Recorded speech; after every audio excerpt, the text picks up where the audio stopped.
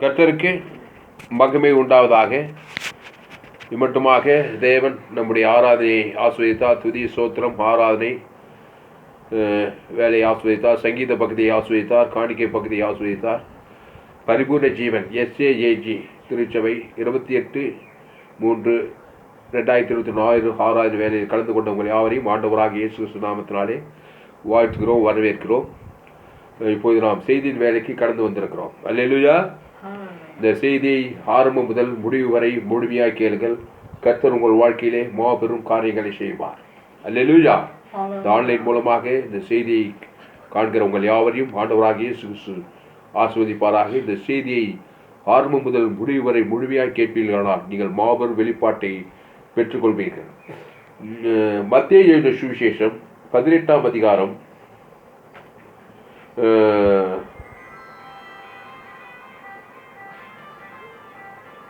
21-22 வாசிங்க. 21 படி. அப்பொழுது பேதுரு அவரிடத்தில் வந்து, ஆண்டவரே, என் சகோதரன் எனக்கு விரோதமாய் குற்றம் செய்து வந்தால் நான் எத்தனை தரம் மன்னிக்க வேண்டும்? எழுதரிக்கப்பட்டுமோ என்று கேட்டான். அதாவது 21வது வசனம். அப்பொழுது பேதுரு அவரிடத்தில் வந்து, ஆண்டவரே, என் சகோதரன் எனக்கு விரோதமாய் குற்றம் செய்து வந்தால், நல்ல கவனிங்க, என் சகோதரன் எனக்கு விரோதமாய் குற்றம் செய்து வந்தால் நான் எத்தனை தரம் மன்னிக்க வேண்டும்? 7 தரம் மட்டுமோ என்று கேட்டார். அதற்கு இயேசு என்ன சொன்னார் பாருங்க. 7 தரம் மாத்திரமல்ல, 70 தரம் மட்டும் என்று உனக்கு சொல்லுகிறேன். அல்லேலூயா, அல்லேலூயா. அதாவது அதற்கு இயேசு 7 தரம் மாத்திரமல்லவா, 70 தரம் மட்டும் என்று உனக்கு சொல்லுகிறேன்.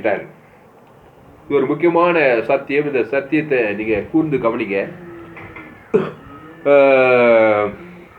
அப்போது பேதுரு அவரிடத்தில் வந்து, ஆண்டவரே, என் சகோதரன் எனக்கு விரோதமாய் குற்றம் செய்து, பாருங்க, என் சகோதரன் எனக்கு விரோதமாக என்ன செய்கிறாரா? குற்றம் செய்கிறாரா? குற்றம் செய்து வந்தால் நான் எத்தனை தரம் மன்னிக்க வேண்டும்? அதாவது குற்றம் செய்த எத்தனை முறை ஆண்டவரே நான் மன்னிக்கணும்? நான் 7 தரம் மட்டுமான்னு கேட்குறாரு. அதற்கு 7 தரம் மாத்திரமல்ல, 70 தரம் என்று உனக்கு சொல்லுகிறேன். அன்பானே, குற்றம் செய்கிறவனை நீங்கள் மன்னித்து விட்டால், அன்பானவர்களே, அதுதான் மருந்து. அவனுக்கும் மருந்து, உனக்கும் மருந்து. நீ மன்னிக்காவிட்டால் அவனுக்கும் மருந்து இல்லை, உனக்கும் மருந்து கிடையாது. அல்லேலூயா, அல்லேலூயா சொல்லுங்க. ஆமா, குற்றம் செய்கிறவனை மன்னிப்பது என்பது அவனுக்கு மருந்து போடுவதற்கு சமானம்.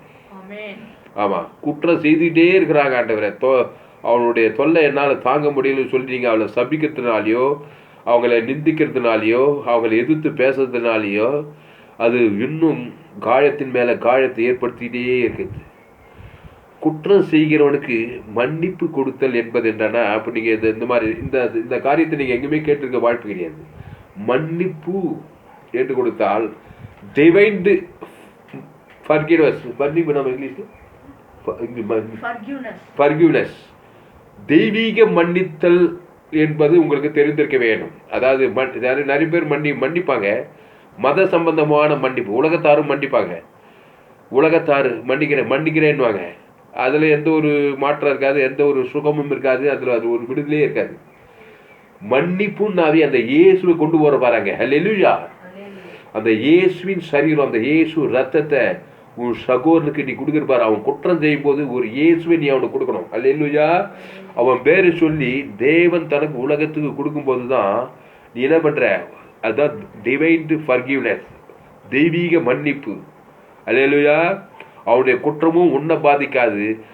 கடைசியாக அவனையும் குற்றத்திலிருந்து நீ விடுதலை ஆக்கலாம். கரெக்டா தப்பா? இதை என் சகோதரனுக்கு விரோதமாக குற்றம் செய்யும் போது வந்தால் 7 தரம் மன்னிக்கணுமான்னு கேட்குறாரு. அதுக்கு ஏன் சொல்ற? 7 தரம் இல்லைப்பா, 70 தரம் நீ இப்படி மன்னிச்சாதான் உனக்கும் பாதுகாப்பு, அவனுக்கும் அவனுக்கு என்னது? பாதுகாப்பு. அப்போது 7 முறை நான் மன்னிச்சேன், திருப்பி குற்றம் செய்கிறான்னு சொல்லிட்டு திருப்பி நீ பகைச்சாக்கா திருப்பி அது காயமாக தான் இருக்கும், காயப்படுத்துதலாக இருக்கும். அப்போது குற்றம் செய்கிற ஆட்கள் இந்த உலகத்தில் ஏராளமான பேர் இருக்கிறாங்க. உன் வீட்டாரே உனக்கு சத்துருக்கள். குற்றம் செய்யுதுன்னா என்னென்னா, டைரெக்டாக உனக்கு விரோதமாக குற்றம் செய்து அவன் அமைதியாக இருந்தாவே ஒரு குற்றத்தை செய்துட்டு தான் இருக்கிறான். கிறிஸ்து இல்லாமல் இருக்கிற எல்லாரும் ஒரு குற்றம் செய்கிறார்கள். என் தாய் என்னை பாவத்தில் நான் துர்குணத்தில் உருவானேன். ரோமர் 3 எல்லோரும் பாவம் செய்து தேவ மகிமை அற்று போனார்களாம். அப்போ பாவம் செய்து தெய்வ மகிமையற்று போன ஒரு குற்றத்தை செய்யறான். கடவுளுக்கும் குற்றத்தை செய்யறான், தனக்கும் குற்றத்தை செய்யறான், முழு உலகத்து உனக்கும் குற்றம் செய்துக்கிட்டே இருக்கிறான். புரியுதா? அதனால அவனுக்கு என்ன பண்ண, மன்னிப்பை கொடுக்க வேண்டும். என்ன மன்னிப்பு? மன்னிப்பு எப்படி கொடுக்கணும் அவனுக்கு? தெய்வீக மன்னிப்புனா என்னது? அவன் குற்றம், பாவம், அநீதி, அக்கிரமம் செய்ததுக்கு பரிகாரத்தை அவனுக்கு உண்டு பண்ண வேண்டும். அதான் நம்ம சங்கீதத்தில் நம்ம தியானிச்ச மாதிரி அவனுக்கு வந்து உதவி கிடைக்க வேண்டும், அவனுக்கு விடுதலை கிடைக்க வேண்டும், அவன் பாவம் நிவர்த்தி ஆக வேண்டும். அப்போ எப்படி மன்னிப்பு கொடுப்ப? அதாவது இது மன்னிப்பு கொடுக்குறாள் டப்பு ஆசீர்வதிக்கப்பட்டவனாக இருப்பான். நீ மன்னிக்க உனக்கு ஆசீர்வாதம் உன் கணக்கில் ஏறிக்கிட்டே இருக்கும். அல்லேலூயா. அது எப்படி மன்னிப்பு கொடுக்கணுமோ அது அப்படி கொடுக்கணும். சும்மா வாயில் மன்னிச்சுட்டேன் இப்போ மன்னிப்பு கூட பல்ல கட்டின்னு சொல்லுவாங்க. உள்ளத்தின் ஆயத்திலிருந்து அது மட்டும் கிடையாது, அவன் பேரு சொல்லி பரலோக ராஜ்யத்தை இயேசு சரீரம் இயேசு ரத்தத்தை தேவன் தனக்கு உலகத்துக்கு கொடுக்கும்போது தான் ஒரு மன்னிப்பே அங்கே உண்டாகுது. இயேசு மன்னிச்சாரா இல்லையாம்மா? எல்லாரும் குற்றம் செய்கிறாங்க. பரிசை சதுசை வேத பாருங்க, அவங்க எல்லாருமே அவர் விரோதமாக தான் இருக்கிறாங்க. இயேசு 7 புறம் மன்னித்தாரா? கடைசி வரையும் அன்பு வைத்தாரா? அவர் முடிவு வரையும் அவர் மன்னித்தார்னு சொல்லப்படுது. கடிந்து கொண்டாரு. சிலதெல்லாம் செய்யற. ஆனால் நல்ல மேய்ப்பன் நாடுகளுக்கு அவர் குற்றம் செய்கிறவனுக்கு மன்னிப்பு கொடுத்துக்கிட்டே இருக்கிறார். அவர்தான் சொல்றாரு 7 தரம் அவனுக்கு மன்னிக்கணும்னாக்கா 7 தரம் இயேசு அவனுக்கு கொடுக்குறதா குற்றம் செய்யுது, தேவ நீதி செய்யுது. அல்லேலூயா. அப்போ பிள்ளைங்க பெற்றவங்க அவன் அண்ணன் தம்பிங்க கணவன் மனைவி எல்லாம் ஆதாம் வழியா பிறந்து வந்த அப்படின்னாலே ஏதோ ஒரு விதத்துல குற்றம் செய்கிறவங்களா தான் இருக்கிறாங்க. இருக்காங்களா இல்லையா? இந்த குற்றத்துக்கு சரி கட்டிக்கிட்டே இருந்தாக்கா அன்பாடுகளே அதனுடைய விளைவு எந்த ஒரு மாற்றத்தையும் உண்டாது. பாவம் செய்கிறவன் அவனுக்கு பரிகாரம் இயேசுவின் சரீரம் இயேசுவின் ரத்தம் அவன் பேரை சொல்லி தேவன் தனக்கு உலகத்துக்கு கொடுக்கும்போது தான் ஒரு மன்னிப்பே அவனுக்கு உண்டாக்குறது. அல்லேலூயா. அப்போ தெய்வீக மன்னிப்புன்னா என்னது? இயேசுவின் சரீரத்தை இயேசுவின் ரத்தத்தை அவன் பேர் சொல்லி தேவன் தனக்கு உலகத்துக்கு கொடுக்கும்போது உனக்கு ஆசீர்வாதம் வருமா வராதா?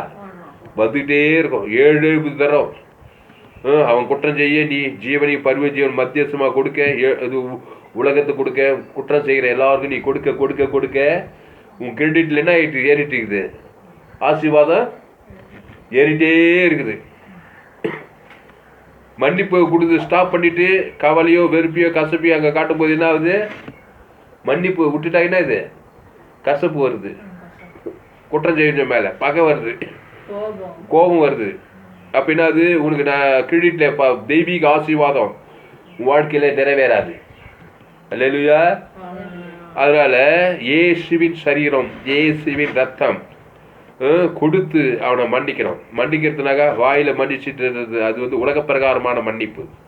இயேசுவின் மன்னிப்பு எப்படிப்பட்ட மன்னிப்பு? நல்ல மேம்பட்ட நாடுகளுக்கு ஜீவன் இயேசுவையே கொடுத்து மன்னிக்கணுமா? இயேசு வெலை போட முடியுமா?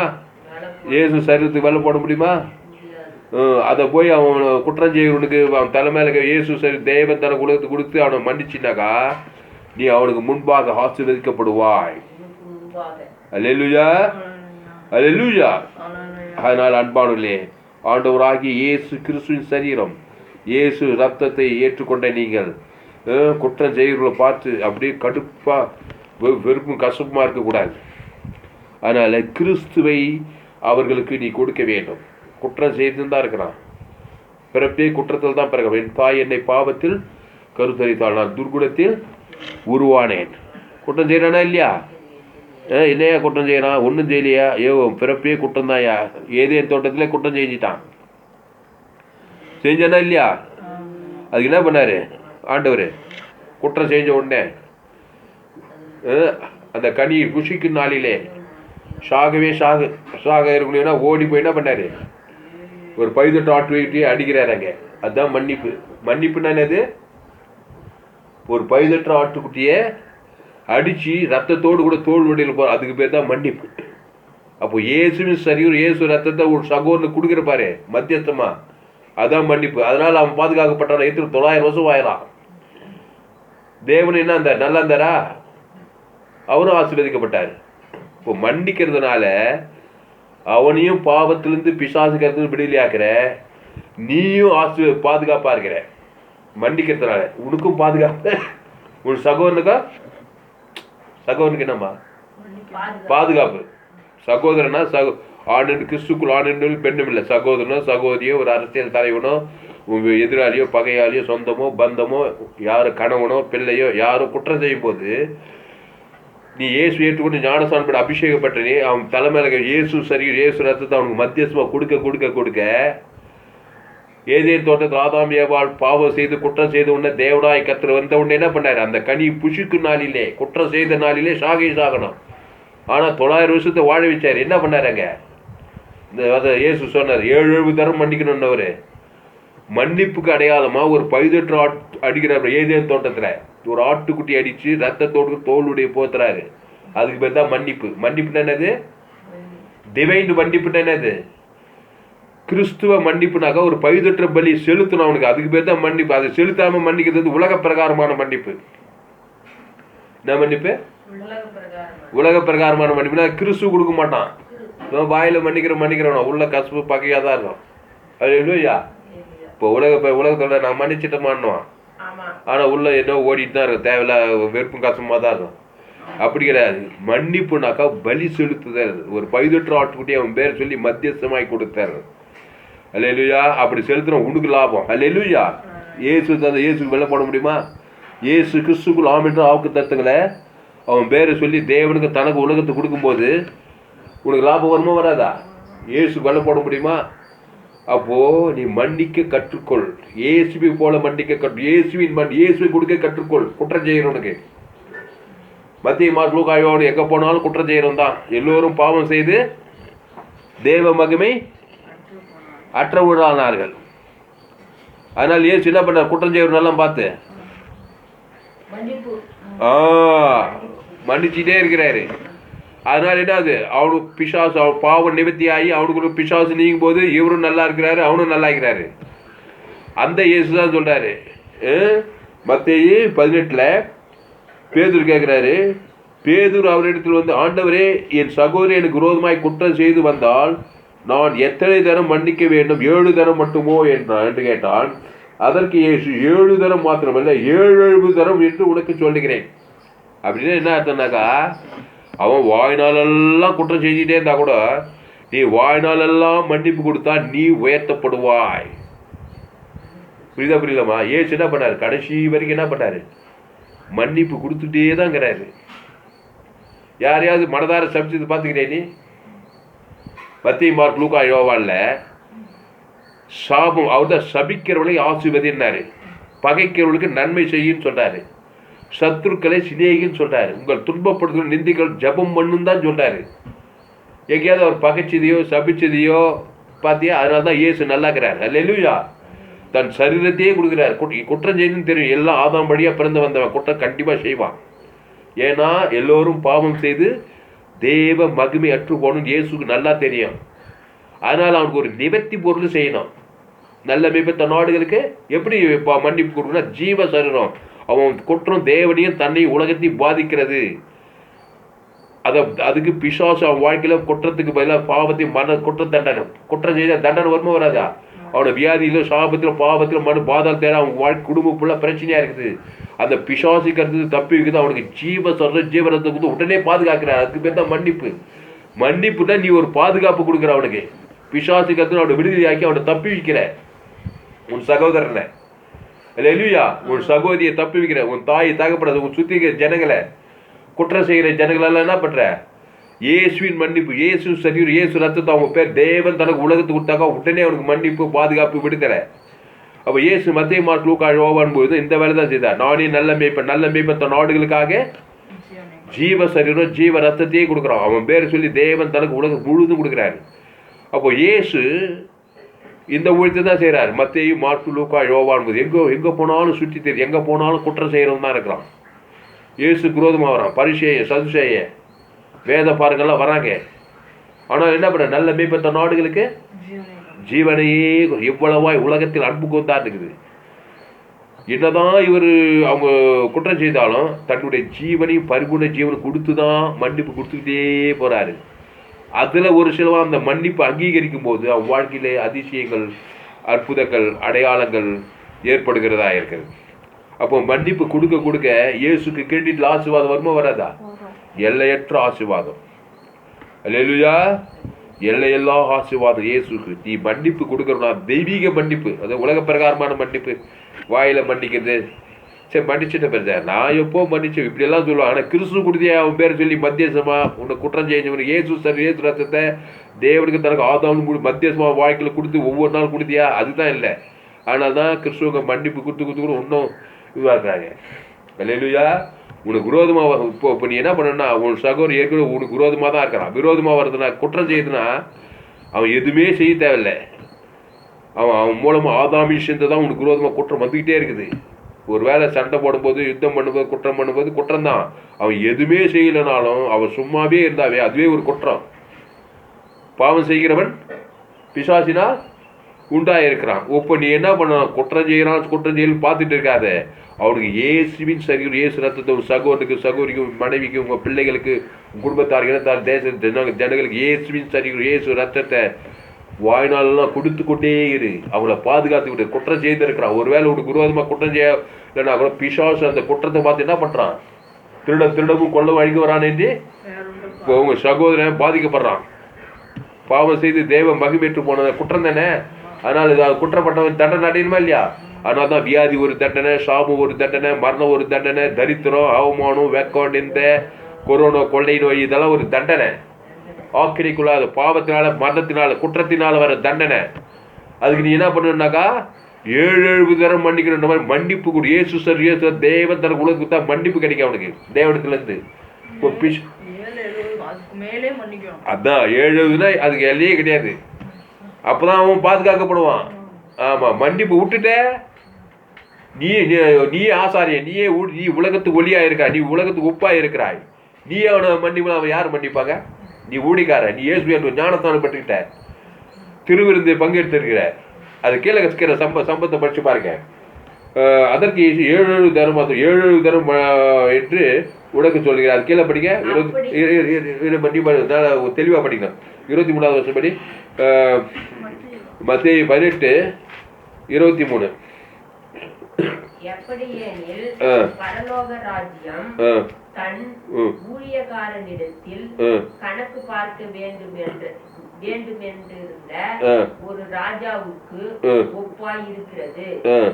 அவன் கணக்கு பார்க்க தொடங்கின போது 16,000 டாலருக்கு கடன் பட்டவன் ஒருவனை அவனுக்கு முன்பாக கொண்டு வந்தார்கள். கடனை தீர்க்க அவனுக்கு நிர்வாகம் இல்லாதபடியால் அவனுடைய ஆண்டவன் அவனையும் அவன் பெண் ஜாதி பிள்ளைகளையும் அவனுக்கு உண்டான எல்லாவற்றையும் விற்று கடனை தீர்க்கும்படி கட்டளையிட்டான். அப்பொழுது அந்த ஊழியக்காரன் தாழ் விழுந்து வணங்கி, ஆண்டவனே, என்னிடத்தில் பொறுமையாயிரும், எல்லாவற்றையும் உனக்கு கொடுத்து தீர்க்கிறேன் என்றான். அந்த ஊழியக்காரனுடைய ஆண்டவன் மனந்திருங்கி அவனை விடுதலை பண்ணி கடனையும் அவனுக்கு மன்னித்து விட்டான். அதாவது 16,000 தாளந்து கடன்பட்ட ஒருவனை அவனுடைய எஜமா என்ன பண்றான்? மனதிறங்கி விடுதலை பண்ணி கடனெல்லாம் மன்னிச்சுட்டான். போப்பா, இந்த தள்ளு கடை என்ன கடை? விவசாய கடன் நம்ம அரசாங்கம் மன்னிச்சு விட்ட மாதிரி, கடனை ரத்து பண்ண மாதிரி விவசாய கடன் கல்வி கடன் எல்லாம் என்ன பண்றாங்க? மறந்த மாதிரி இவன் என்ன பண்றான்? 16,000 தாளந்து கடனை மன்னிச்சு ரத்து பண்ணிட்டான், விடுதலை பண்ணிட்டான். இப்போ கடனை தீர்க்கும்படி கட்டளையிட்டான்.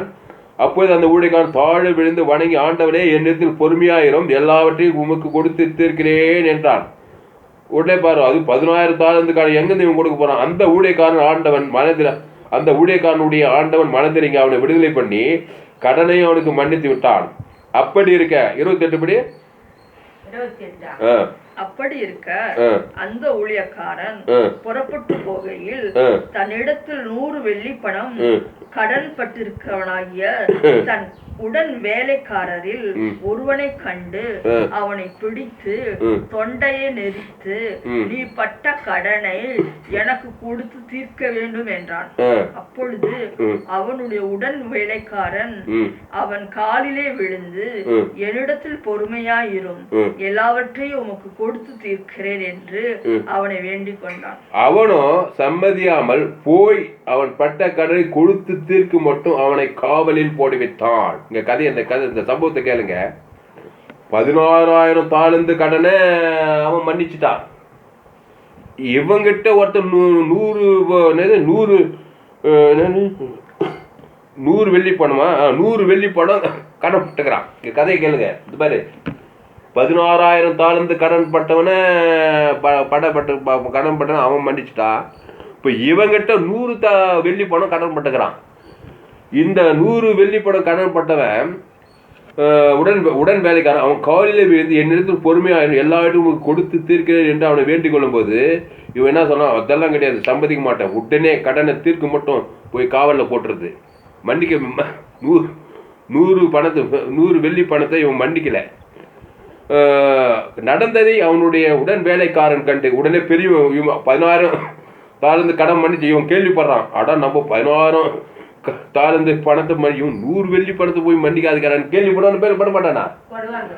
அவன் பாரு, நடந்ததை அவனுடைய உடன் வேலைக்காரன் கண்டு மிகவும் துக்கப்பட்ட ஆண்டவனிடத்தில் வந்து நடந்ததை எல்லாம் அறிவித்தார்கள். அப்பொழுது அவனுடைய ஆண்டவன் அவனை அழைப்பது, வாழா பொல்லாத ஊழியக்காரனே, நீ என்னை வேண்டிக் கொண்டபடினால் அந்த கடனை முழுது உனக்கு மன்னித்து விட்டேன். நான் உனக்கு இறங்கினது போல நீயும் உன் உடன் வேலைக்காரனுக்கு இறங்க வேண்டாமோ என்று சொல்லி பாயிட்டு வந்தா இல்லையா? நான் அவ்வளோ கடனை உனக்கு மன்னிச்சுனப்பா, ஒரு 10 ரூபா கடனை மன்னிக்க அவன் கைது போட்டு நெறி காவலில் போட்டு அப்படி நியாயமானு கேட்குறான். இப்போ புரியுதா புரியலையா? இப்போ அரசாங்கத்தில் விவசாய கடன் 40,000 1,00,000 கடனை மன்னிச்சு விட்டாங்க. உங்ககிட்ட ஒரு 200 500 கடன் போட்டுக்கிறான். அதை போய் நீ மன்னிக்க மாட்டே, குத்தா விடணுன்ற. அங்கே எவ்வளோ அரசாங்கம் எவ்வளோ படி 1,00,000. இப்போ அவன் கேள்விப்பட்டானாக்கா அரசாங்கம் என்னையா 1,00,000 கடனே உனக்கு மன்னிச்சேன், இந்த 200 கடன் போயிட்டு அவனுக்கு தொல்லை பண்ணி அவனுக்கு பிடிச்சி அவனை கொஞ்சி கேட்பாங்களா? அந்த மாதிரி தான் தேவன் இருக்கிறாரு, பிதாவாகி தேவன். இது பரலோக கவர்மெண்ட்டு. இது என்ன கவர்மெண்ட்டு? பரலோக கவர்மெண்ட் என்ன பண்ணுது? பாவக்கடை, சாபக்கடை, மரணக்கடை, எல்லாத்தையும் மன்னித்து பரலோகராஜ் மாணவர் எல்லாமே உனக்கு குத்துது. இயேசுவை தந்துள்ள இவ்வளவாய் உலகத்தில் அன்பு கொண்டார். அப்போ யூபிலி என்னது? அந்த 50வது வருஷத்துல எல்லாத்தையும் மீட்டுக்கலாம். நீ இயேசு வந்து உன்னை எல்லாத்தையும் மீட்டு கொடுக்குறாரு. என்ன கொடுக்குறாரு? அனுகிரக வருஷம் பிரசித்த பண்ணவும் ஆனாரு. அப்போ இயேசு வந்த உடனே உன்னை எல்லா கடனும் மன்னிக்கப்பட்டு நீ எழுந்து போன எல்லாத்தையும் நீ மீட்டு குத்துறாரு. உனக்கு பரலோக கடன் குத்ததுமே நீ என்ன பண்ற? நீ போய் இன்னொருத்தங்க வந்து யூபிலி செய்யணுமா இல்லையா? அப்போ செய்தாதான் இது பள்ளிக்கும். ஆனால் இவர் என்ன பண்ணுறாரு? நடந்ததை அவனுடைய உடன் வேலைக்காரர்கிட்ட மிகவும் துக்கப்பட்டு ஆண்டவரிடத்தில் வந்து நடந்ததையெல்லாம் அறிவித்தார்கள். அப்போது அவனுடைய ஆண்டவன் அவனை அழைப்பித்து, பொல்லாத ஊழியக்காரனே, நீ என்னை வேண்டிக் கொண்டபடியால் அந்த கடனை முழுது உனக்கு மன்னித்து விட்டேன்.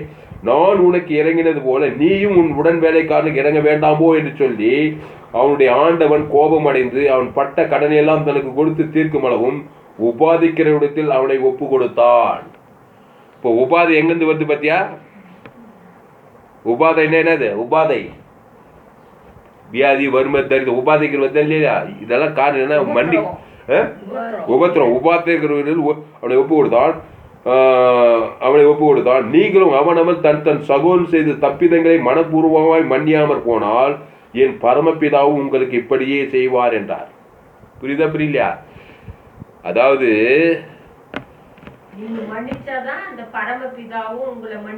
ஆமா, அவர் மன்னிச்சு பிதாவாகிய இயேசுவை தந்து மன்னிச்சுட்டாரு. அந்த மன்னிப்பு வாய்க்கில் எப்ப ரீச் ஆகுனாக்கா நீ போய் மன்னிக்கணும்.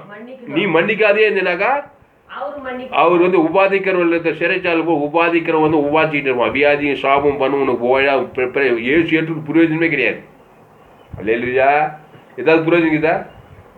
என்னதான் ஜபம் பண்ணு, என்னதான் விண்ணப்பம் பண்ணாங்க, மாமியார் மேலே கசுப்பு, மாமனார் மேலே கசுப்பு, அண்ணன் மேலே கசுப்பு, மச்சான் மேலே கசுப்பு, கிறிஸ்துவ கொடுக்காமையே இருக்கிறது.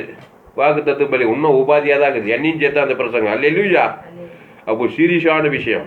இவ்வளோ இவ்வளோ எவ்வளோ பெரிய விஷயத்தை சொல்றாரு பாருங்க. அப்போ 70 தரம் என்ன பண்ணணும்? அவர் மன்னிக்கிறாராம். உன்னை மன்னிச்சுட்டே இருக்கிறாரு. ஏன்னா மன்னிச்சாதான் அவருக்கு ஆசீர்வாதம். பிதாவாகிறேன் இயேசுவை தந்துள்ள இவ்வளவாய் உலகத்தில். ஆமா, மன்னிக்க மன்னிக்க மன்னிக்க மன்னிக்க அவர் நல்லா தாங்க. பிதா குமார் பசுத்தாவி ஜீவனை கொடுத்தாங்க, ஆசீர்வாதமா இல்லையா? பிதாவாகிறேன் இயேசுவை தந்துள்ளி உலகத்தையே இயேசு கொடுக்குறாரு. மன்னிப்பின் பொருளை தான், மன்னிப்பின் மாட்பு, மன்னிப்பின் மாண்பு. அந்த மன்னிப்புக்கு அடையாளமா இயேசுவே உலகம் முழுதும் முழு உலகத்துக்கு கொடுத்தாரு. பிதாவாகி நல்லா இருப்பாரு, கட்டுவிடுவாரா? அவர் வானத்துக்கு உலகத்தையே கொள்ளை கொண்டாரு. அந்த ரேஞ்சுக்கு உன்னையும் அழைக்கிறார். அல்லேலூயா. நீ அந்த இயேசு முழு உலகத்துக்கு கொடுக்கலாமா? எல்லா சகோதரா உலகத்தில் ஆப்பிரிக்காக்காரு, ஐரோப்பாக்காரு, வடாகு எல்லாம் ஆதாம் மூலமா பிறந்து வந்தவங்க தான். எல்லாம் குற்றம் செஞ்சுட்டு தான் இருக்கிறாங்க. உனக்கு விரோதமாக செய்கிறாங்க. தேவன் எல்லாரும் விரோதமாக அவங்களுக்கு இயேசுவை தந்துள்ளி மத்தியஸ்தம் பண்ணி பண்ணி பண்ணி பண்ணி அவங்களுக்கு ஒரு ஊழியத்தை செஞ்சு தான். இந்த ஊழியம் செஞ்சால் போதும். அல்லேலூயா. ஆசீர்வாதத்தின் மேலே ஆசீர்வாதம் வந்துக்கிட்டே இருக்கு. இந்த ஊழியத்தை விட்டு நீ 1008 ஊழியத்தை செஞ்சாலும் கசப்பு பார்க்க வெறுப்போடு கூட ஊழியம் செஞ்சினாக்கா நீ உபாதைகள் தான். இன்னைக்கு ஊழியம் செய்கிற பேரில் அப்போ சில தீர்க்கதரிசி, சுவிசேஷகர், போதகர், மேய்ப்புன்ற பேரில் எங்கே பார்த்தாலும் கசப்பு, எங்கே பார்த்தாலும் போட்டி, சகோதரில் மன்னிக்கிறது இல்லை. கிறிஸ்துவை போல மன்னிக்கிறது இல்லை. நான் அரசியல்வாதிங்க மேலே கசப்பு, அங்கே கசப்பு, இங்கே போட்டி, இங்கே போறாம. அதனால தான் கிறிஸ்துவன் தூஷிக்கப்படுகிறது. அல்லேலூயா. கிறிஸ்தவன் புரட்சிகரமாய் இல்லை. ஏன்னா இயேசுவின் மன்னிப்பை வெளிப்படுத்தவில்லை. ஜீவனை கொடுத்து இயேசு ரத்தத்தை தேவன் தனக்கு உலகத்தை கொடுத்து மன்னிக்கவில்லை. ஆனால் இவனே உபாதிக்கிறவனா இருக்கிறான். அல்லேலூயா. இவனே கடன்காரனா, வியாதிப்பட்டவனா, பிசாசு போராட்டத்தில், வறுமையில், தரித்திரத்தில், ஆபத்தில், விபத்தில், நாசமோசத்தில், பலவிதமான இன்னலுக்கு விவாதிக்கிறவள் கையில் இருக்கிறான். நீ யாராவது ஒரு விசுவாசி உபாதிக்கிறவளா இருந்தாலும் சரி, யாரா இருந்தாலும், நானா இருந்தாலும், நீ யாரா இருந்தாலும் சரி, அவனை நல்லா ஆராய்ச்சி பண்ணி பார்த்தா எங்கோ ஒரு கசப்பு, யார் மேலேயும் ஒரு கசப்பு. அதாவது முழு உலகத்தை ஒரு ஆள் மேலே கிறிஸ்துவ தேவன் தனக்கு உலகத்தை கொடுக்கலனா கூட அதே ஒரு பகை தானே, அதே மன்னிக்காத தன்மை தானே. முழு உலகத்தை ஒரு ஆளை மன்னிக்கல. இயேசு சத்தத்தை அவனுக்கு மத்தியஸ்தம் பண்ணி கொடுக்கல. அது மூலமா பிசாசு உள்ள போகிறான உபாதிக்கிற ஒருவன வரமாட்டானா? ஆனால் இவ்வளவாய் உலகத்தில். அப்போ கிறிஸ்துவனா உலகத்துக்கே கிறிஸ்துவ நட்பை இயேசு சாமிடவா பரலோகராஜ் மத்தியஸ்தம் பண்ணணும், தேவனுக்கு பண்ணணும். தனக்கு கிறிஸ்துவ கொடுக்க தேவன் தனக்கு கிறிஸ்துவ கொடுக்க பரலோகராஜ் இயேசு சாமிட வாக்கு தத்துவத்தெல்லாம் கொடுக்க ராத்திரி பகலும், ராத்திரி 1 நாள் 2 நாள் இல்லை, வாய்நாள் எல்லாம் 70 தரம் இல்லை. ஒவ்வொரு நாளும் சகோதரன், குடும்பத்தார், இனத்தார், மனைவி, பிள்ளைங்க, குடும்பம், பட்டணம், தேசம், முழு உலகத்துக்கு மாமியார், மாமனார், சொந்த பந்த, அரசியல் தலைவர் எல்லாம் ஆதாம் படியா பிறந்து வந்த எல்லாரும் குற்றம் செய்து தான் இருக்கிறாங்க. ஆனா இயேசு என்ன பண்றாரு? இன்னைக்கு பரலோகத்துக்கு பிதான் இயேசுவை தந்து இவ்வளவாய் உலகத்தில் அன்பு கொடுத்துட்டே இருக்கிறாரு, மன்னிப்பு கொடுத்துட்டே இருக்கிறாரு. அவர் நல்லாவே இருக்கிறாரு. வானத்தோடு சகல அதிகாரமா இருக்கிறாரு. பிதா இயேசு உபாதைகள் இருக்கிறாரு. 3 நாள் விடுதலையாகி வானத்தோடு சகல அதிகாரம் பெற்றுக்கிட்டு இந்த மன்னிப்பின் சுவிசேஷத்தை உலகமெல்லாம் சொல்லு. இயேசு ரத்தத்தை கொடு, உன் மனைவிக்காக கொடு. குற்றம் செஞ்சுட்டு இருக்கிறா உன் மனைவி, பாவம் செய்து தேவ மகிழ்பெற்று போய் தேவனையும் மன்னி கொடு. குடும்ப உலகத்துக்கு பகை கசப்பு காட்டி என்ன பண்றா? குற்றம் செய்து பிசாசு அவ பேர் சொல்லி நல்ல மேய்ப்பத்த நாடுகளுக்கு ஜீவனத்தை கொண்டு அவளை காப்பாத்து. அப்புறம் இயேசு பத்தி அவளுக்கு சொல்லி கொடு. அப்புறம் அவளே என்ன பண்ணுவா? தானே ஆட்டோமேட்டிக் உலகத்தை மன்னிக்க ஆரம்பிப்பா. இயேசு சர்வத்தை அவளே தேவன் தன் உலகத்தை கொடுத்து அவ ஆசீர்வாதமா இப்படி உலகமெல்லாம் போய் இந்த மன்னிப்பு சுவிசேஷத்தை சொல்றாரு.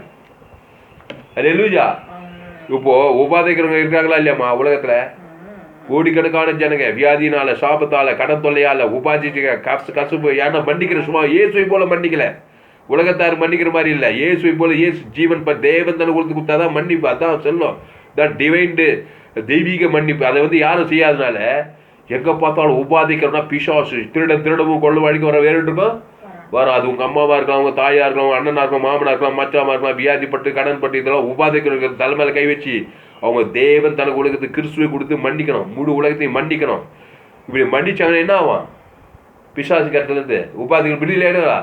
ஏசு எங்கும் சுற்றி திருந்து பிசாசின் வல்லைகள் அகப்படுகிற யாவரும் விடுதலையாக்கி விட்டார். எல்லா உபாதிகள் பாரு. வியாதி பிடிச்சவன், கடன் பிடிச்சவன், திமிர்வாதக்காரன், லேகோர் பிசாசு பிடிச்சவன், கடன்காரன், இவங்கெல்லாம் என்ன பண்றாங்கனாக்கா மன்னிப்பு, இயேசுவின் மன்னிப்பை தேவன் தனக்கு உலக கொடுக்காத பிசாசு வல்லைகள் அகப்பட்டுட்டாங்க. இயேசு சுற்றி சுற்றி என்ன பண்ணிட்டாரு? நல்ல மேய்ப்பத்த நாடுகளுக்கு ஜீவனை கொடுக்கிறார். ஜீவ சொல்ற ஜீவ ரத்தத்தை மத்தியஸ்மா கொடுத்து என்ன பண்றாரு? அந்த பிசாசுக்கு இருந்து விடுதலையாக்குறாரு. அல்லேலூயா. அல்லேலூயா. அப்போ லேகியோன் பிசாசு பிடித்தவன் யாரையும் மன்னிக்க மாட்டான். ஆனா என்ன பண்ண? இயேசு அவன் மேல நல்ல மீபத்தம் ஜீவ சொல்ற தேவதை பிசாசுக்கு இருந்து விடுதலையாக்கிறாரு. அவனை போய் இனி பாவம் செய்யாது. அப்ப என்ன பண்ணு? கிறிஸ்துவே தேவனுக்கு தனக்கு கொடுத்து வாய்நாளா கொடுத்து மண்டியா நீயும் நல்லா இருப்ப, உம்பூலமா அவங்களும் நல்லா இருப்பாங்க. இந்த செய்யணுமா செய்யக்கூடாது ஊழியக்காரங்க விசுவாசிய. ஆனா இவனே என்ன பண்றான்? ஒரு சரியில்லை, அரசியல்வாதி சரியில்லை, அவர் இப்படி இவர் இப்படி, இது தப்பு அது தப்பு, சுயநீதி பேச்சு பேச்சு பேச்சு மன்னிப்பு விட்டுட்டான் கோட்டை. மன்னிப்புனா இல்லை, கிறிஸ்துவ தேவன் தனக்கு கொடுக்கு கிறிஸ்துவ மன்னிப்பு கொடுக்கணும், அதை செய்யவே இல்லை. தேவனுக்கு தனக்கு உள்ளது கிறிஸ்துவ கொடுக்கவே இல்லை. அதனால உபாதிக்கிறவர்கள் இருக்குது. சபைகள் இன்னைக்கு உபாதிக்கிறவர்கள் கையில மாட்டிக்கிட்டு இருக்குது. சபையில உபாதிக்கிறவர்கள் இருக்கிறாங்களா? உங்க சபையில ஒரு 100 பேர் இருக்கிறாங்க, ஒரு 800 பேர், ஒரு 500 பேர் இருக்கிறாங்க. அதில் எல்லாரும் உபாதிக்கிறவர்கள் கையில் இருக்கிறாங்களா பாருங்க. பல விதமான பிரச்சனை, கடன் தொல்லை, வியாதி பிரச்சனை, போராட்டம், வேலை ஸ்தலத்தில் பிரச்சனை, அங்கே பிரச்சனை, குடும்பத்தில் பிரச்சனை, கணவன் பொருளாதாரம் இருக்காங்கனாக்கா இயேசு சரியூர் இயேசு ரத்தத்தை தேவன் தனக்கு உலகத்துக்கு கொடுக்குறாங்களான்னு பாருங்க. அவர் சொல்லி கொடுங்க. அல்லேலூயா. அதை கொடுக்க கொடுக்க கொடுக்க என்ன பண்ணுவாங்க? இவங்க விடுதலை ஆகிடுவாங்க. பிசாசுக்கு எடுத்து விடுதலைவாங்க, சாபத்துக்கு பிரச்சாரம் எல்லாத்தையும் விடுதலை ஆகிடுவாங்க. அல்லேலூயா. இதுக்கு நல்ல உதாரணம் மோசே தான். பார்வோன் ஜீவனை என்ன பண்றான்? இஸ்ரவேல் ஜனங்கள் ஜீவனை கசப்பாய்க்கிறான். ஆனா இவங்க என்ன பண்ணல? மோசேவை பார்வோனை என்ன பண்ணல? மன்னிக்கல. மன்னிக்கல என்ன அர்த்தம்? பழுதற்ற பலியை தேவன் தனக்கு உங்களுக்கு கொடுக்கலையாங்க. அவன் ஜீவனை கசப்பாக இவங்க சபிக்க இவங்க பகைக்க குற்றம் செய்யறானா இல்லையா? பார்வோடு குற்றமா செய்யறான். அவனுக்கு ஜீவனை கசம் இஸ்ரவேல் ஜனங்களை இதே கடினமா இருக்குது. ஆனா இவங்க என்ன பண்ணல? பழுதற்ற ஆட்டுக்குட்டி அவன் பேர் சொல்லி தேவன் மத்தியஸ்மா கொடுக்கல. அதனால இவனை என்ன பண்றான்? அவன் வந்து குற்றம் செய்யறான். இவன் அவனை மன்னிக்க இஸ்ரவேல்னா ஜீவனை கொடுக்க இயேசு சரீரத்தை கொடுத்தாக்கா பாதுகாக்கப்படுவான். அல்லேலூயா. ஆனா 430 வருஷமா என்ன பண்ணல? அது செய்யாவும் மோசே இது பார்வோன் மேல ஒரே கசப்பு முழுபூத்துக்கிற கசப்பு பகையோடு கூட கொடுமையா வேலை வாங்கிக்கிறான். அது பழுதற்ற பலியை என்ன பண்ணல? பஸ் காட்டு வந்து தடிச்சு நிலைக்காலில் பூசவே இல்லை. அதனால சங்காரத்தை வந்து என்ன பண்ணா? உபாதிச்சுக்கிட்டே இருக்கிறான் அந்த பார்வோன் மூலமா. அல்லேலூயா. இன்னைக்கு கூட நிறைய பேர் பார்வோன்னா என்னது? உலகத்தாரு, ஒரு சகோதரன் ரசிக்கப்படாதவன், குற்றம் செய்யத்தான் செய்வான், ஜீவனை கஷ்டமாக்குற மாதிரி தான் வருவான். அவனுக்கு இயேசு சார் இயேசு பஸ் காட்டு ரத்தத்தை கொடுத்து பாரு, கட்சியிலாச்சு சங்காரத்தை ஓடிட்டான். அவன் துணிகரமாக வந்து கட்சியில் சமுத்திரத்தில் போய் மாட்டான். யாரு? பார்வோன்னு. அது அவனுடைய பாடு, நம்முடைய பாடு. நம்ம என்ன பஸ் காட்டு ரத்தத்தை தேவன் தனக்கு குத்துடணும். நம்ம வேலை கரெக்டாக இருந்துச்சுனாக்கா நமக்கு செங்கடல் வழிவிடுது.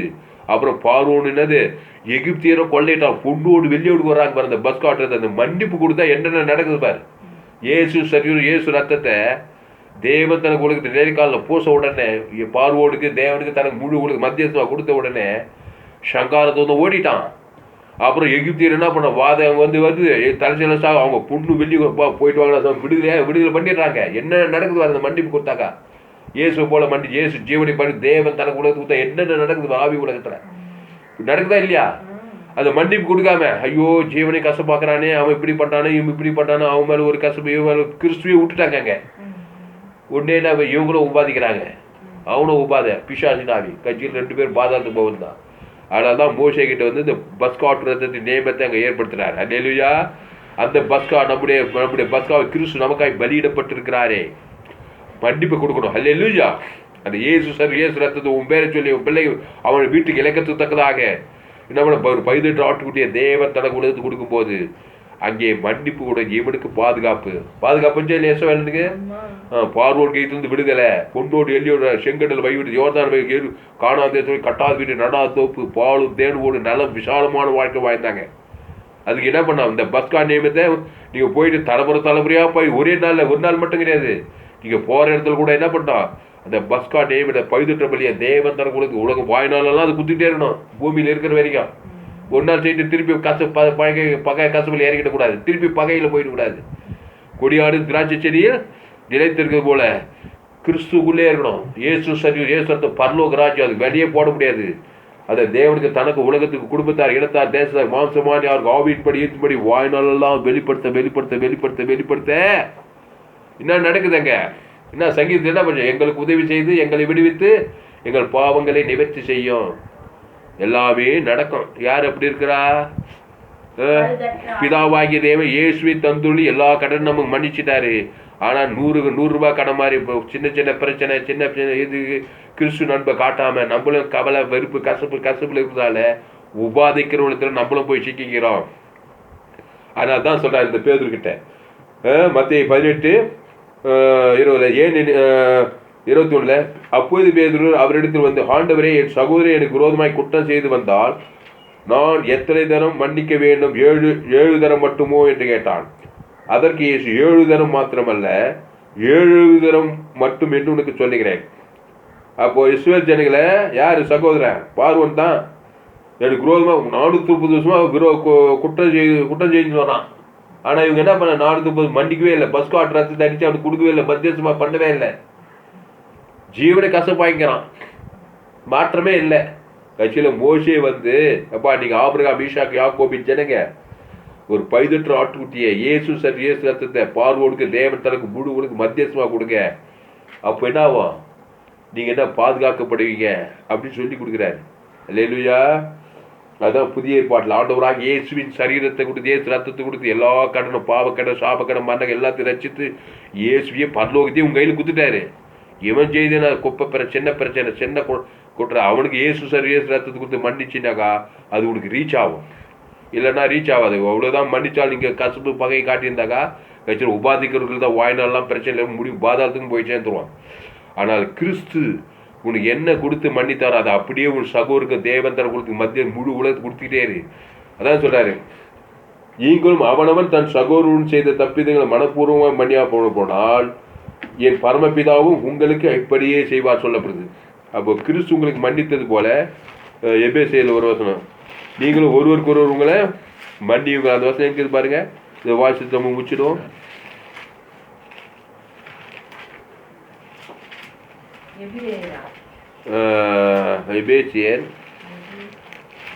எபேசியர்ல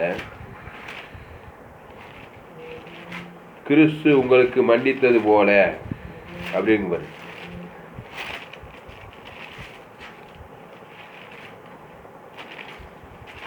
நீங்களும் ஒருவருக்கொருவர்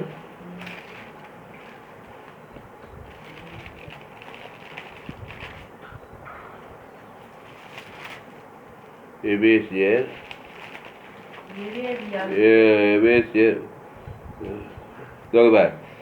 பக்கம் புதிய ஏற்பாட்டில் 267 32வது வருஷம் படிங்க.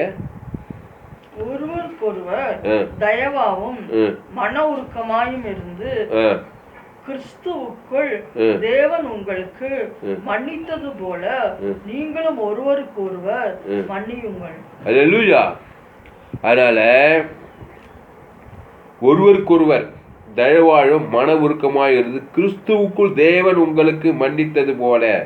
எப்படி மன்னித்தாரு? கிறிஸ்துவுக்குள் தேவன் உங்களுக்கு எப்படி ஜீவனையும் பரிபூர்ஜீவனும் மத்தியஸ்தமா கொடுத்துதான் மன்னித்தார். பிதாவே இவர்களுக்கு எப்படி மன்னிச்சாரு? இவன் பேரை சொல்லி என் ஜீவசர தேவன் தனக்கு ஆதாரம் முழு ஆகப்பட்ட அதனால மன்னியும். அப்படிதான் அது அர்த்தம். சிலுவையில் ஈட்டாள சிலுவையில் சிரத்துல முன்முடி சொல்ற எல்லாரும் என்ன பண்ணாரு?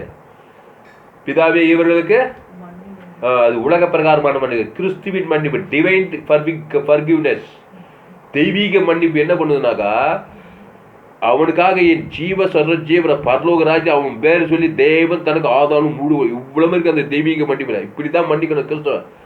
அதனால அவனுக்கு மன்னிப்பு கிடைக்குதா இல்லையா? நமக்கு மன்னிச்சுட்டாரு நம்மள பாவுண்டு மன்னி. இப்போ நம்ம என்ன அது நமக்கு ரீச் ஆகணும்னாக்கா அது என்ன பண்ணணும்? கர்த்தருக்கு மகிமை உண்டாவதாக மட்டுமாக தேவன் தனக்கு உலகத்துக்கு என்ன பண்ணான் கொடுக்கும் போது அது என்ன ஆகுது? நமக்கு ரீச் ஆகுது. அல்லேலூயா. அது செய்யாத வரைக்கும் என்ன பண்ணல, அது நமக்கு ரீச் ஆகாது. உபாதிக்கிறவர்கள் தான் கவலையும் வெறுப்பும் கசப்பையும் காட்டிக்கிட்டே இருப்போம். அதனால என்ன ஆகுது? மாம்ச சிந்தை மரணம். ஆனால் அன்பான தேவனுடைய பிள்ளைகளே, கிறிஸ்துவை போல நாம் மன்னிப்போம். அல்லேலூயா. தேவனுக்கும் தனக்கும் உலகத்துக்கும் கிறிஸ்துவை நாம் வெளிப்படுத்துவோம். அப்பொழுது நாம் பாதுகாக்கப்படுவோம், அவர்களுக்கும் பாதுகாப்பாக இருப்போம். அவங்க தலைமையில கை வச்சு இயேசு ரத்தம் தேவன் தனக்கு உலகத்துக்கு கொடுத்தா அவங்களும் பிசாசு உபாதிக்கிற பாவன்ட்டு மனத்து பாதாளத்து வெளியிலாக்கி அவங்களும் தப்பி வைப்போம். அதனால இப்படிப்பட்ட சத்தியத்தை கேட்டு நாம் ஆசீர்வதிக்கப்படுவோம். கர்த்தர் நம்முடைய வாழ்க்கையில பெரிய காரியங்கள் செய்வார். ஜம்பளமா அல்லேலூயா. அதனால 7 தரல வாழ்நாளெல்லாம் நீங்க மன்னிக்கலாம். என்ன உலக பிரகாரமான மன்னிப்பு இல்லை. இயேசுவை கொடுத்து, இயேசு சரீரத்தை கொடுத்து, இயேசு ரத்தத்தை கொடுத்து, தேவன் தனக்கு முழு உலகத்துக்கு மத்தியஸ்தமாக கொடுத்து மன்னிக்கணும். நீ பாதுகாக்கப்படுவாய்.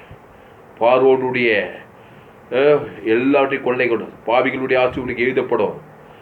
பார்வோன் கருத்துக்கு நீ தப்பிக்குவ. தேவதோ பசுத்தாய் உதவி செய்வார். செங்கடல் யோர்தானெல்லாம் காணாத தேச வாழ்வு உனக்கு உண்டாகும். அதனால மன்னிப்புனாக்கா உனக்கு லாபம்னு அர்த்தம். அல்லேலூயா. மன்னிக்காம கசப்பு பார்க்க சுய நீதி அநீதி காட்டியிருந்தாக்கா கவலை பயம் வெறுப்பு அது நஷ்டம்னு அர்த்தம். உபாதிக்கிறவர்களை தான் இருப்பேன். கடிந்து கொள்ளலாம், புத்தி சொல்லலாம், எச்சரிக்கலாம். ரொம்ப மோசமாக இருந்தால் விலகி இருக்கலாம். ஆனால் பகையும் கசப்பும் வெறுப்பி காட்டிக்கூடாது. கிறிஸ்து நண்பை விட்டு என்னை பிரிப்பவன் யார்? இயேசு ரத்தத்தை அவனுக்கு தேவன் தனக்கு முழு உலகத்துக்கு மத்தியஸ்தமாக வாழ்நாளெல்லாம் வெளிப்படுத்திட்டினா நீ எங்கே போனாலும் எந்த நாட்டில் எந்த தேசத்தில் இருந்தாலும் சரி கர்த்தர் உனக்கு கோட்டையும் தஞ்சையும் துருவும் கேடகம் அடைக்கலமாக இருப்பார். ஆசீர்வாதத்தின் மேலே ஆசீர்வாதம், உயர்வின் மேலே உயர்வுனை தேடி வந்துக்கிட்டே இருக்கும். தேவத்தில் பணிவிடை செய்துக்கிட்டே இருப்பாங்க. கிறிஸ்துவை இயேசு சாப்பிட்ட வாக்கு தத்தங்களை தேவன் தனக்கு முழு உலகத்துக்கு மத்தியஸ்தமாய் கொடுப்பது தான் மன்னிப்பு. அது லேசான காரியம் கிடையாது. பரலோக ராஜ்யம், வானத்தின் சகல அதிகாரம், தேவ நீதிக்கு உயிர்த்ததல், ஆவியின்படி எய்த்தின்படி உனக்கு விரோதமாக வர குற்றம் செய்கிறது தேவன் தனக்கு சகோதரி தேவனுக்கு தனக்கு முழு உலகத்துக்கு மத்தியஸ்தமாக கொடு. வாய்நாளெல்லாம் கொடு. நீ வர விருத்தி ஆவாய். அல்லேலூயா. ஆபிரகாம் கிறிஸ்து மூலமாக உண்டாகும். யாக்கோபின் ஆசீர்வாதம், ஈசாக்கினால் இயேசு கிறிஸ்து மூலமாக தேவன் தனக்கு கொடுக்க மத்திய உலகமுள்ள வாய்நாளெல்லாம் கொடுக்க நீ ஆசீர்வதிக்கப்படுவாய், உயர்த்தப்படுவாய். பரிசுத்த பிதாவே, இந்த அருமையான நாளிலே எங்களோடு கூட பேச ஒவ்வொரு வார்த்தைக்காய் நன்றி செலுத்துகிறோம். பயப்படாதே, கலங்காதே, திகையாதே. இனி நான் அல்ல, இயேசுவே எனக்குள்ளே இருக்கிறார். இயேசு என்னை மன்னித்திருக்கிறார். கல்வாரி சிலுவையிலே பிதாவே இவர்களுக்கு மன்னியும். எப்படியா மன்னிப்பேன்? உலக பிரகாரமான மன்னிப்பு கொடுக்கல. இயேசுல ஜீவ ரத்தத்தை, என் ரத்தத்தையே கொடுக்குறேன். ஜீவ ரத்தம் என் சரீரத்தையும் கொடு. வானத்தில் சகல அதிகம் பரலோ ராஜ்யத்தையே கொடு. என் பேர் சொல்லி தேவந்தருக்கு ஆதம் முழு உலகத்துக்கு கொடுக்குறேன். அது நிமித்தம் உனக்கு மன்னின்றாரு. 3 நாளில் அவர் விடுதலையாக்கப்பட்டாரு. இப்போ அந்த மன்னிப்பு எனக்கு நான் தேவன் தானே கொடுத்து இயேசு மன்னிக்கு போது என் வாய்க்கில் அது ரீச் ஆகும். வாழ்நாளெல்லாம் ஒவ்வொரு நாள் 24 வாரத்தில் வருஷம் 300 வாழ்நாளெல்லாம் அப்படி இருக்கணும். கடிந்து கொண்டார் இயேசு, புத்தி சொன்னார். இயேசு ரொம்ப மோசம் விலகி இருந்தார். ஆனால் நல்ல மேம்பட்ட நாடுகளுக்கு ஜீவனையே கொடுத்து விடுக்கிறான். ஜீவ தேவன் தனக்கு மத்தியஸ்தமாக கொடுக்குறான். அவனும் பாதுகாப்பு, மற்றவர்களுக்கும் பாதுகாப்பாகிறான். அவன் உலகத்துக்கு ஒளியாக இருக்கிறான். அவன் உலகத்துக்கு ஒப்பாக இருக்கிறான். ஜோயே ஜீவன். வேதாகம சத்தியங்களை கேளுங்கள். கர்த்தாவே, இந்த செய்தியை கேட்குற ஒவ்வொரு ஆசீர்வதிப்பேன். உங்கள் பிள்ளைங்க பாதிக்கப்படுறாங்களா, உபாதிக்கிறவர்கள் இருக்கிறாங்களா, மன்னிக்கிற சுபாவுக்கு தான் பாருங்கள். இயேசுவை போல உலக பிரகாரமான மன்னிப்பு கிடையாது. மத ரிலிஜன் மன்னிப்புன்னு சொல்லுவாங்க. அது கிறிஸ்துவ தேவன் தனக்கு மத்தியஸ்தமாக கொடுத்து மன்னிக்க மாட்டாங்க. இயேசு ரத்தத்தை தேவன் தனக்கு ஆதரவு மத்தியஸ்தம் வாய்நாளாக கொடுத்து மன்னிக்கிறாங்களா பாருங்க. உபாதிக்கிறவங்க பிள்ளைங்களை தப்பிவிங்க, உங்கள் சொந்த பந்தங்களை தப்பிவிங்க. சுற்றி இருக்கிற ஜனங்க உபாதிக்கிறவர்கள் தான் இருக்கிறாங்க. 10 கேஜி தொலைக்காட்சி சுற்றினர் சாபம், பாவம், மரணம், தரித்திரம், வியாதி, வறுமை, அந்தகார நோய், கொரோனா, கொள்ளை நோய், ஆபத்துகள், விபத்துகள், கடன் தொல்லை, கணவன் மனைக்குள்ள பிரச்சனை, போட்டி, பொறாமை, இதெல்லாம் உபாதிக்கிறவர்கள் இருக்காங்க. பிசாசுகள் சிக்கியிருக்காங்க தனங்க. எங்கே பார்த்தாலும் வியாதியஸ்தர்கள், எங்கே பார்த்தாலும் சபிக்கப்பட்டவர்கள், எல்லாம் உபாதிக்கிறவர்கள். ஏன்னா மன்னிப்பு கிறிஸ்துவை போல தேவன் தனக்கு மத்தியஸ்தமாக கொடுக்க தெரியல. நீங்கள் கொடுங்க. அவங்க பேரை சொல்லி தேவன் தனக்கு மத்தியஸ்தமாக இயேசு மத்தியமாக ஓடி நல்ல மேம்பட்ட நாடுக்கு ஜீவ ரத்தத்தை தேவன் உங்களுக்கு பிசாசுங்கிறது ஜனங்களை விரியில் ஆகிட்டார். அதுக்கப்புறம் போய் இனி பாவம் செய்யாது, என்ன போல மாறுன்றார். அல்லேலூயா. ஜீவ மார்க்கமாக மாறு. தேவனுக்கு தனக்கு உங்களுக்கு கிறிஸ்துவை கொடு. உங்களை சபிக்குள்ள ஆஸ்வதி, பகைக்குள்ள நன்மை, சத்துக்களை உனக்கு ஜபம் பண்ணுன்னு சொல்லிட்டு போய்க்கிறார். அல்லேலூயா. கிறிஸ்துக்குள்ளே இரு. அந்த கிறிஸ்து வேலை போட முடியாது. அது உங்கள் குடும்பத்தார், இனத்தார், தேசம், முழு உலக மத்தியஸ்தமாக இயேசு வாய்நாளெல்லாம் கொடுத்து கொண்டே இரு. நீ ஆஸ்வதிக்கப்படுவாய். பிசாசுகள் தப்பிக்கிற பாவத்துக்கு, சாபத்துக்கு, மரணத்துக்கு பாத தப்பிக்கப்பட்டு நீ ஆசிர்வதிக்கு இந்த உலகத்தை வெற்றி வாழ பரலோக ராஜ்யம் தரிப்பாய். இந்த வருஷத்துப்படி ஒவ்வொரு நீ ஆஸ்வதிக்கிறாங்க. பெரிய காரியம் இயேசு நாமத்தில் எல்லா ஜெபங்களையும் இருக்கிற எங்கள் ஜீவனுள்ள நல்ல பிதாவே, ஆமென். கர்த்தருக்கு மகிமை உண்டாவதாக. என்னுடைய பெயர் பாஸ்டர் ஆர். துளசிராமன் தாமஸ், பரிபூர்ண ஜீவன் SAAG திருச்சபை சோழவரம் வெள்ளூர் டிஸ்ட்ரிக்ட் 28/3/2021 அன்று இந்த செய்தி கொடுக்கப்பட்டது. இந்த செய்தியை மறுபடி கேளுங்கள். உங்கள் நண்பர்கள், உறவினர், பிள்ளைகளுக்கெல்லாம் இந்த செய்திகளை ஷேர் பண்ண குறைந்து ஒரு 100 பேருக்கு இந்த செய்தியை ஷேர் பண்ணுங்க. இந்த செய்தியில் கர்த்தர் உங்களோடு கூட பேசியிருக்கிறார். கர்த்தருக்கு காணிக்கை செலுத்துவது நம்முடைய கடமை. காணிக்கை செலுத்த விருப்பம் உள்ளவர்கள் என்னுடைய bank details: Indian bank, account name R Thulasiraman, account number 59, account name R Thulasiraman, Indian bank, account name R Thulasiraman, account number 5922075523, IFSC code ID IB 000P131, Penathur branch, Pipikulam, Penathur branch, Vellur. God bless you. Google bill என்னுடைய mobile number 7339586648. God bless you. கர்த்தர் உங்களை ஆசீர்வதிப்பாராக. இந்த செய்தியை மறுபடி கேளுங்க. உங்கள் நண்பர்களோட பிள்ளைகளுக்கெல்லாம் இந்த செய்தியை ஷேர் பண்ணுங்க. குறைந்து 100 பேருக்கு இந்த செய்தியை ஷேர் பண்ணுங்க. ஃபேஸ்புக்கில் போங்க, துளசிராமன் தாமஸ்ன்னு சர்ச் பண்ணுங்க. யூடியூப்பில் போங்க, துளசிராமன் தாமஸ்ன்னு சர்ச் பண்ணுங்க. ALC வெள்ளூர் சர்ச் பண்ண அதை சப்ஸ்கிரைப் பண்ணிக்கொள்ளுங்க. ஏராளம் செய்திகளை கொடுத்துருக்க ஜோயே ஜீவன் வேதாகம சத்திகளை கேளுங்க. இந்த கடைசி நாள் ஏப்பில் நீங்கள் பங்கு பிள்ளைகளுடைய எல்லா செய்திகளை கேளுங்க. கர்த்தர் உங்கள் வாழ்க்கையில் மாபெரும் காரியங்கள் செய்வார். கர்த்தர் உங்களை ஆசீர்வதிப்பாராக. ஆமென்.